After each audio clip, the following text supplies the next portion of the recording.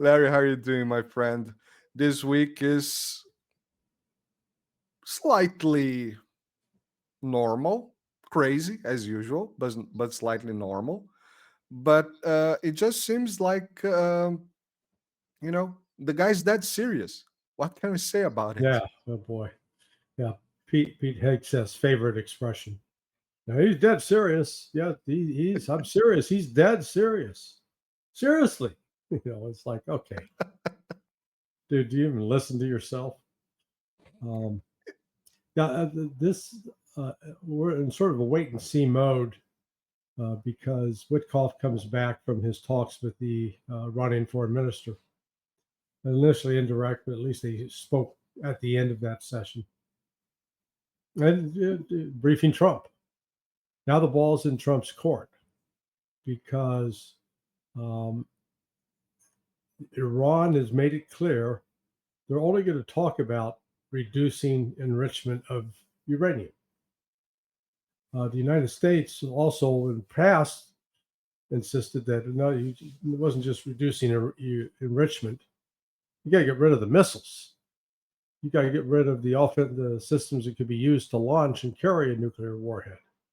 You got to stop providing any kind of support or have any kind of relationship with Hamas, Hezbollah, and the Houthis. So basically, you have to completely disarm yourself as a country and follow our foreign policy. Iran's going to, basically tell them to fuck off. They're not going to do that. So Witkoff is delivering that message to Trump. We'll see. Trump is all over the board. You can't rely upon a single thing he says. There's going to be hell to pay. Well, he said that and then doesn't follow through on it, which is good. He is all into making threats with his mouth that his body can't deliver on. And he's got a real golden opportunity here. If he takes this deal, which is sort of like, we'll call it JCPOA light. It would be number 2, but it's not as, the JCPOA number 1 was I think it had a 10-year limit on it.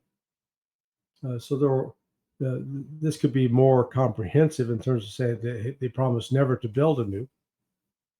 And, if he gets that deal, then he can celebrate, hey, man, I got a deal. I took away Iran's chances to build a nuclear warhead. Now, they weren't building one anyway. So, it's not like Iran's giving up something that they had developed ready to go. But Iran's going to want some sanctions lifted. I don't think it'll all be lifted, but a significant number would be. That's the deal that should be made. Personally, I don't think it'll happen. Well, boy, I hope I'm wrong. I hope I'm just dead ass wrong. I'm kind of very puzzled on this because we've been hearing for some time that the United States would have a very hard time taking down Iran. I do believe on that. I mean, it's not hard to see that they're not doing so well with the Houthis. Well, they haven't. They've 31 days now attacking the Houthis. Have they destroyed Houthi capabilities? No. For God's sake, Iran is far larger, far more robust, a lot more depth in their military capabilities. So this notion that, oh yeah, we can just go in there and flex our military muscles and change the world. It's fantasy land. I was watching some analysis, about some very special what's B-61-12 bombs, the Wunderwaffens of always. Does it make any sense? Does it gives any kind of possibility? Because when I see this kind of analysis, it's fine, all right. I do believe that, and I do believe that the United States do have capabilities. I always say this on the channel. Yeah, it's not a dead man walking. They do have capabilities, but to what level? I mean, that's all right. They have bombs that can, pierce through bunkers or whatever. But what's the other side? Does the other side does not have any capabilities? Does Iran have no capabilities to not only uh, uh, um, protect itself from this kind of attacks, Right. but also to retaliate at some level? Well, Iran, number one, they perfected building underground. That's, I think, where Hamas sort of learned this from Iran. Only in Iran's case, they've got massive underground structures that, frankly, might be able to penetrate with a nuke. I say might, but there's no guarantee. Iran's got very rugged mountainous terrain, particularly in the north, that they can hide facilities. So it is one, the United States would be hard pressed to have enough aircraft to deliver this number of attacks required to actually significantly weaken or destroy Iran's military capability. We don't have that number, and that's all assuming that Iran's air defense system sucks, which it doesn't. They've got their own system internally, but they've also got the Russian systems, the S-400 in particular. So, if Trump is foolish enough to move forward with his military threat, I think he will have signed the death certificate of his presidency, because the U.S. will lose. It will be, or it'll embroil us in a stalemate, in a military conflict that we cannot win. Because we don't have the manpower, and we don't have the money to sustain it. And by the time we would build up a capability required to, quote, invade Iran and take control of it, we'd be talking, a 2 million man army minimum.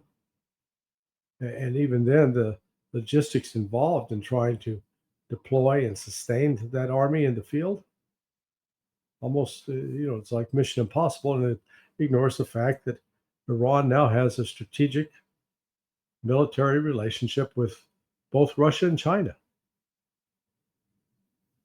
Extremely important point that you made yesterday on the judge.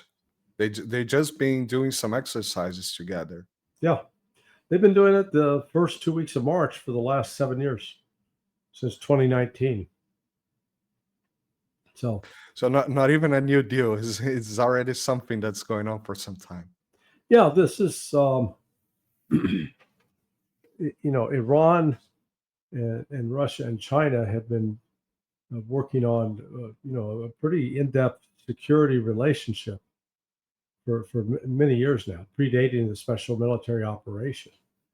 And it's only in the wake of the special military operation, and then subsequently with Israel's attacks on Iran, attacking diplomatic facilities, etc., in Lebanon, Syria, that they really have come to the realization these guys are dangerous.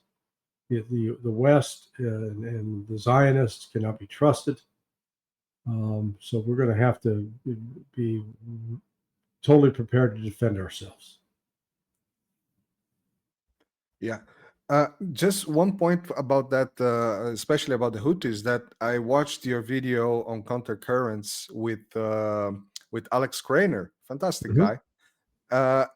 He made a very interesting point that the European Navy, not Navy, sorry, the European ships, the cargo ships going to Europe, they were not getting too much of a problem there on the Red Sea. Yet, nonetheless, and Trump himself said that the United States, not Trump, sorry, J.D. Vance said that the United States only has like 3 or 4% of the trade passing by that route.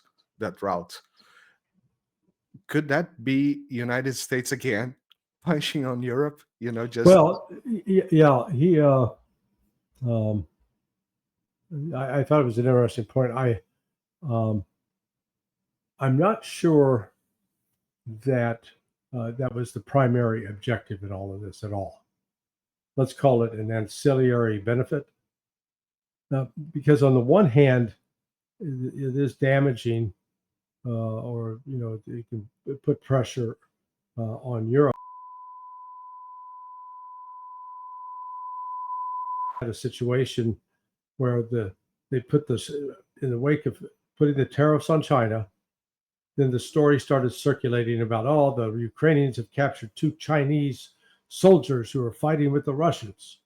And so then the whole narrative shifted to about China's bad because it's supporting Russia's war effort, 80% for end use material.